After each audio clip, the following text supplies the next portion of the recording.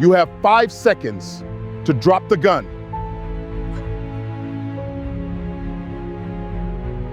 Imagine stepping into your own front yard on a quiet Sunday afternoon, only for an SUV you've never seen before to roll straight up your driveway.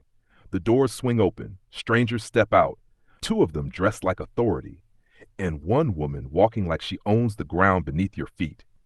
They tell you the neighborhood has a brand new HOA, that it was formed overnight, that you now live under their rules.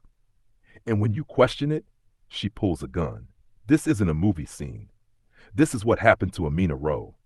And what Trish Hafford didn't know was that she had just made the biggest mistake of her life. Sunday afternoons in Crestview Ridge were usually peaceful enough to forget the world could be cruel. The sun was warm but gentle. The breeze carried the quiet sounds of lawn sprinklers and distant laughter. On the front lawn of a beige 2-story home, Amina Rowe knelt in the grass, tending to her roses. Gardening was her calm, her way of grounding herself. She hummed softly, hands deep in the soil, unaware that her peace was about to be ripped apart. Inside the house, her husband Jalen, a retired police officer, was in the kitchen preparing dinner. He'd left the force 2 years earlier to spend more time with family. Moments like this reminded him why. The doors were open. Warm air moved through the house. Normal life. Then everything changed. A matte black SUV screeched into the driveway so fast Amina flinched.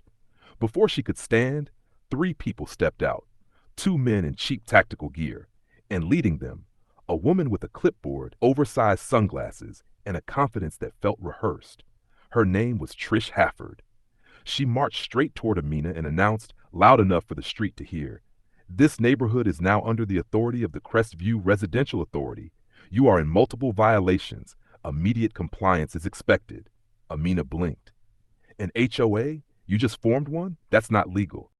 You can't do that without consent." Trish waved her off like an inconvenience. "We posted the rules this morning. Landscaping standards, lawn decor limits, paint restrictions. Your property violates all of them." Amina stood slowly, brushing dirt from her gloves. "That's not how HOAs work. You can't invent rules and threaten people." That was the moment Trish snapped. Her jaw tightened, her face twisted, and without hesitation she reached into her purse and pulled out a small silver pistol. She stepped forward and pressed the barrel directly against Amina's forehead. "Do I look like I'm joking now?" Let that sit. A woman standing in her own yard, on her own property, with a gun pressed to her head, because she questioned fake authority. What would you do? Before we continue, comment where you're watching from. And if you believe no one has the right to pull a gun on a family in their own home, support Voices Under Color by liking and subscribing. These stories matter because silence protects abuse. The cold metal should have terrified Amina, but she didn't flinch. She looked at Trish's shaking hand and said calmly, "Brandishing a firearm without a permit is a felony. Do you even know what you're doing?" Behind Trish, the 2 fake enforcers shifted nervously. "Trish, maybe chill," one whispered. "Shut up," she snapped. "This woman needs to learn her place. I run this community now." Amina didn't move. Pointing a gun at a homeowner isn't authority. It's a crime. You're about to ruin your life over roses. Trish pressed harder. "People like you don't talk back to me." Inside the house, Jalen heard everything. The raised voices, the fear beneath Amina's calm. Training took over. He stepped onto the porch, saw the gun, and moved instantly. In one smooth motion, he drew his licensed firearm and aimed directly at Trish. His voice was steady, controlled. "Drop the weapon, now." Trish froze. "You have 5 seconds, Jalen said. "If I shoot, it's justified. If you fire, you go to prison for life." The 2 fake HOA men ran. One sprinted down the driveway. The other followed without looking back. Trish stood alone. 4. Her breathing broke. Her hand trembled. 3.